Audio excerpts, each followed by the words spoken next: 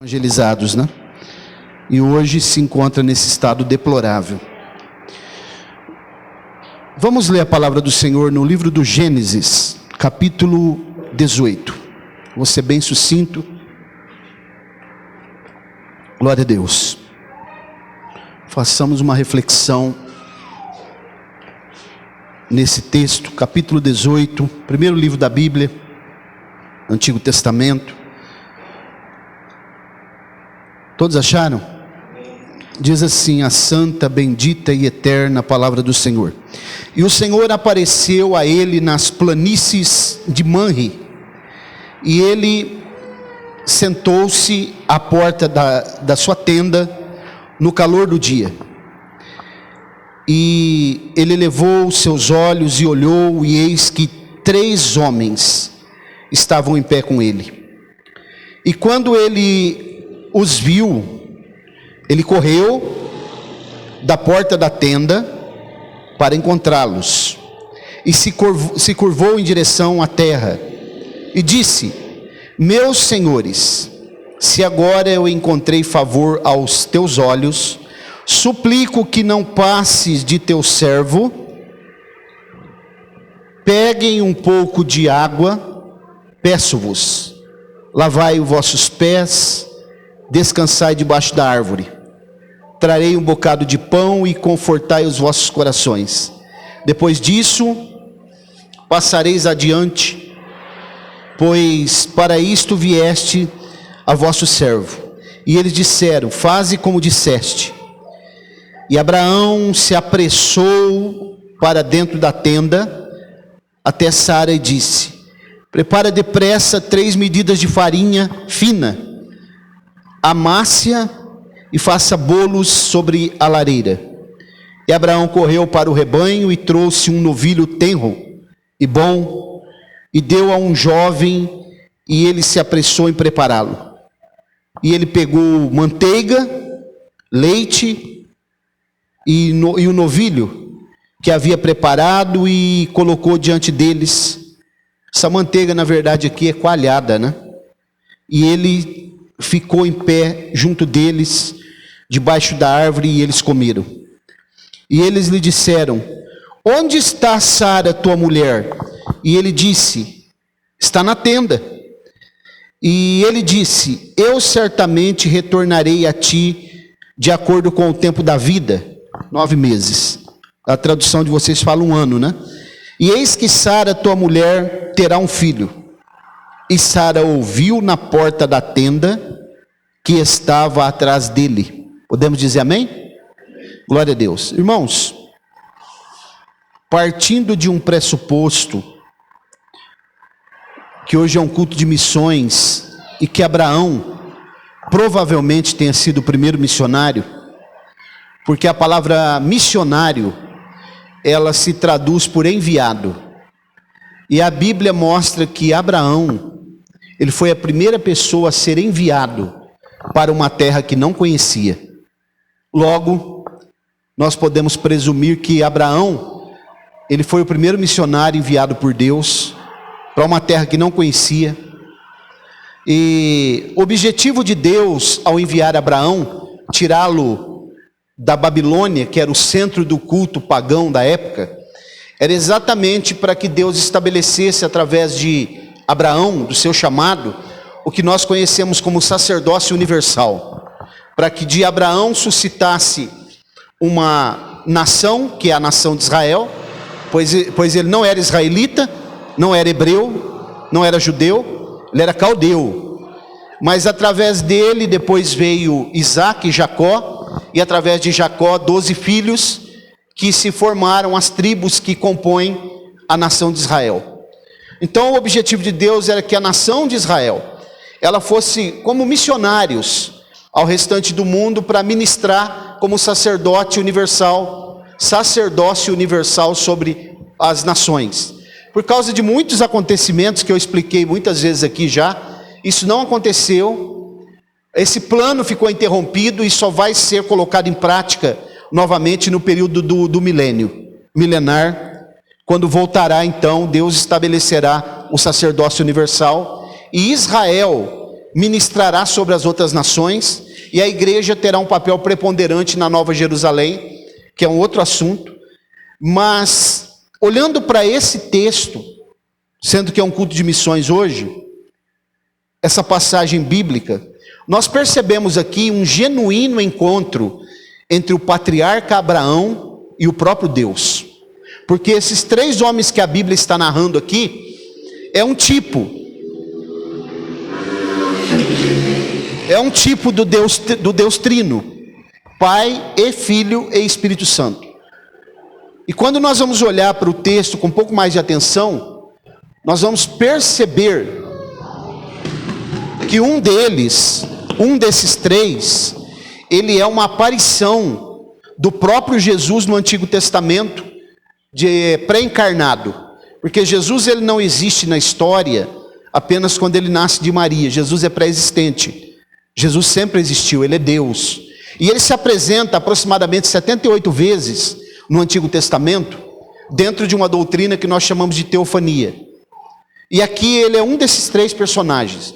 Porque os outros dois, eles estão aqui acompanhando, mas observe que um deles vai dizer para Abraão: quando fizer 9 meses, ou o tempo da vida, eu vou voltar aqui.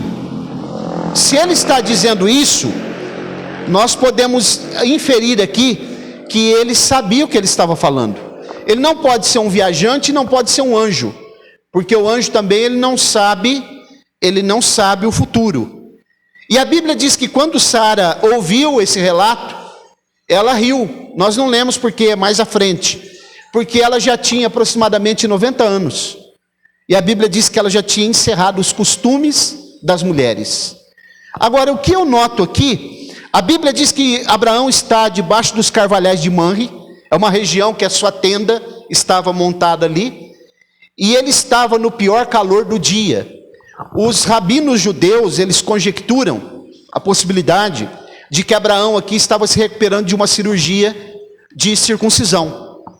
Os irmãos, imaginem que a circuncisão, que é chamada de cirurgia de fimose hoje, se hoje já é desconfortável, imagina aqueles dias que era feito de modo medieval, num deserto de 50 graus de calor. Ele estava nesse momento ali, segundo a tradição judaica, isso não está na Bíblia, mas o fato é que a Bíblia não está dizendo aqui por acaso que ele estava no pior calor do dia. Aflição, isso aqui representa aflição, né? Eu estou sentindo um certo calor, uma certa aflição, e de repente se apresenta diante dele aqueles três homens, que é a presença de Deus ali, sobretudo porque um deles era o próprio Jesus.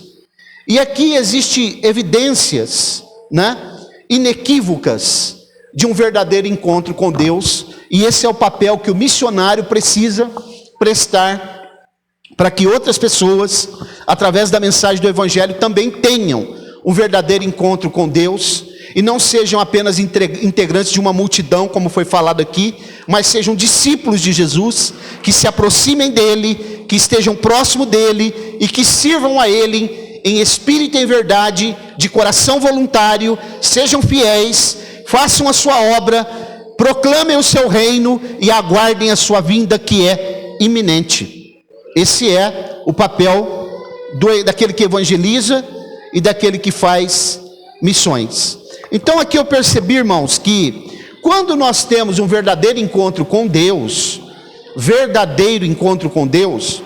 eu percebi pelo menos 3 coisas aqui nesse texto que nós lemos, que acontece com a pessoa. Primeiro, no capítulo 18, do versículos do 1 até o 8, nós não vamos ler, mas do 1 ao 8, nós percebemos que um verdadeiro encontro com Deus tira a pessoa da sua zona de conforto.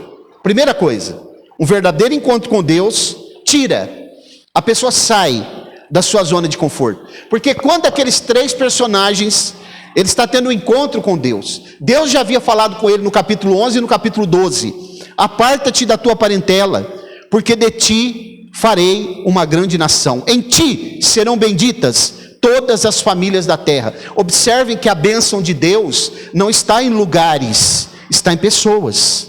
Em ti serão benditas todas as famílias da terra. Então, aonde estiver o servo de Deus, verdadeiro, genuíno, comprometido, ele é alguém abençoado, porque a bênção está sobre ele. Então, irmãos, no mesmo momento que Abraão percebe, e era muito comum a hospitalidade no Oriente, naqueles dias, ele sai da sua zona de conforto, não obstante ele está no momento de maior calor do dia. Se ele estivesse mesmo se recuperando de uma cirurgia, nós não sabemos, pode ser que sim. Ele já se apresenta e ele diz: vocês não vão sair daqui sem que eu seja hospitaleiro. Vocês vão comer primeiro, lavar os pés, que era um costume da época, que as pessoas caminhavam pelas estradas empoeiradas do deserto, e quando eles chegavam numa casa, a primeira coisa, a pessoa colocava uma bacia de água para que as pessoas lavassem os seus pés.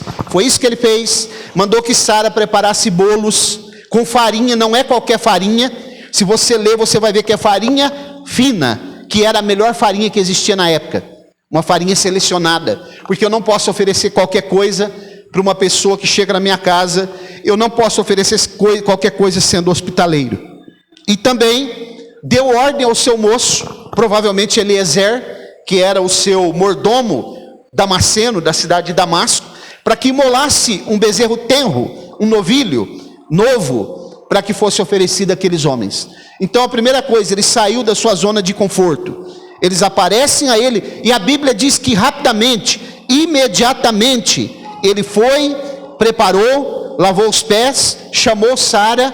Então, irmãos, quando alguém se encontra com Deus, verdadeiramente, como aconteceu com Jacó também, no lugar chamado Peniel, Val de Jaboque, a pessoa sai da sua zona de conforto, porque não há possibilidade alguma de alguém dizer assim: eu encontrei com Deus agora, eu agora sirvo ao Senhor, eu agora sou do reino de Deus, eu agora faço parte do povo que vai um dia morar no céu, a igreja, a eleita de Deus, e ele continuar na mesma zona de conforto que ele tinha antes, praticando as mesmas coisas, tendo os mesmos costumes, tendo os mesmos pensamentos, tendo as mesmas, participando dos mesmos lugares onde ele participava, porque ele sai da zona de conforto. Ele agora se doa em prol do reino de Deus. Ele é alguém agora que coloca o reino de Deus e a sua justiça acima de qualquer coisa, porque ele sabe que todas as demais coisas que ele precisar, Deus há de prover, porque ele é o dono de tudo. Ele não desamparará aquele que é fiel e que serve a ele de coração, em espírito e em verdade. Ele sai da sua zona de conforto porque ele entende que não basta apenas que ele teve um encontro com Deus, mas ele precisa levar mais alguém, quantos ele puder fazer, para que também tenham esse encontro, para que tenham sua vida mudada, para que voltem ao seu estado original, se aproximem de Deus e tenham certeza e esperança da salvação. Primeira coisa, então, a pessoa, ela sai da sua zona de conforto. Segunda coisa que eu percebi do versículo 9 até o versículo 21, é que essa pessoa, ela não só sai da sua zona de conforto, mas ela se torna alguém que é parceira, empreendedora dos projetos de Deus. Por que eu estou falando isso? Aqueles homens, quando percebem que Abraão entendeu qual o propósito que eles estavam ali, um deles começa a revelar algumas coisas que era projeto de Deus para aquele homem, para Abraão. Uma dessas coisas, ele disse assim: Deus vai destruir as cidades de Sodoma e de Gomorra.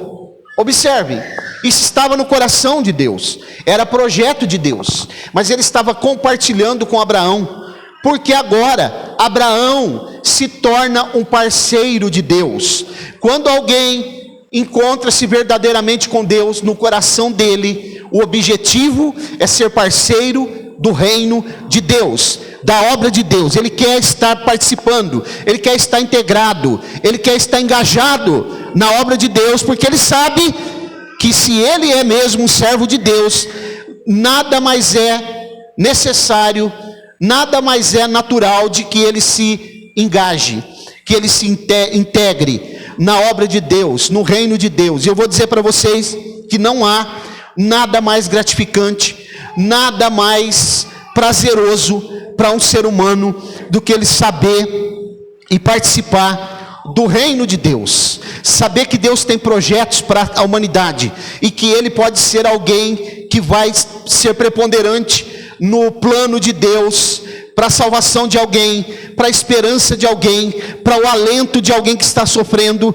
para trazer água para aquele que está sedento, para trazer esperança para aquele que já perdeu a esperança há muito tempo, para ajudar a levantar aquele que está caído, para renovar as forças daquele que já não tem mais forças, porque Deus usa os homens. Deus é Deus, Deus é soberano, Deus está no céu, Deus governa a terra, Deus está no trono, mas Ele conta comigo e com você, para que vidas sejam alcançadas e também tenham um encontro verdadeiro com o Deus Todo-Poderoso. Porque, irmãos, essas pessoas que estão aí nos campos refugiados, como foi mostrado, e não só eles, mas muitas pessoas que estão aqui em Colina mesmo, aqui ó, pertinho de nós, às vezes até vizinho, também estão num estado deplorável de pecado, de queda, distantes de Deus, precisando urgentemente ter um encontro verdadeiro com o Salvador.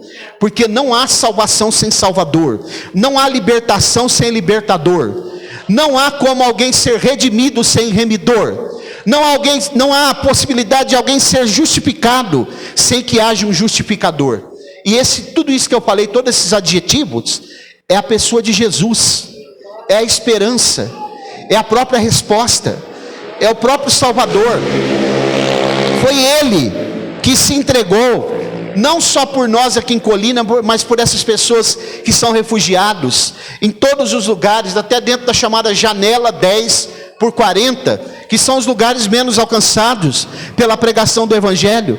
Jesus Cristo quer salvar essas pessoas, e Jesus não morreu apenas por alguns, como é pregado às vezes por aí. Jesus morreu pela humanidade, por todos aqueles que se chegarem a Ele, por todos aqueles que se arrependerem e quiserem ter um verdadeiro encontro com Ele e fazerem parte dos seus projetos. Jesus, Ele está pronto para estender a sua mão, resgatar o perdido, trazê-lo de volta ao seu estado original, escrever o seu nome no livro da vida e outorgar, facultar para ele o direito de vida eterna. Terceira coisa que eu percebi, está no versículo 22 até o versículo 33 do capítulo 18. Depois que uma pessoa tem um verdadeiro encontro com Deus, ele sai da sua zona de conforto, ele torna-se uma pessoa parceira dos projetos de Deus, e também ele se torna uma pessoa intercessora, e essa intercessão ela é fervente, porque a partir do momento que Abraão soube dos planos de Deus, de destruir a cidade de Sodoma e Gomorra, ele passa a ter uma oração intercessória pela cidade de Sodoma e pela família do seu sobrinho Ló, que estava lá.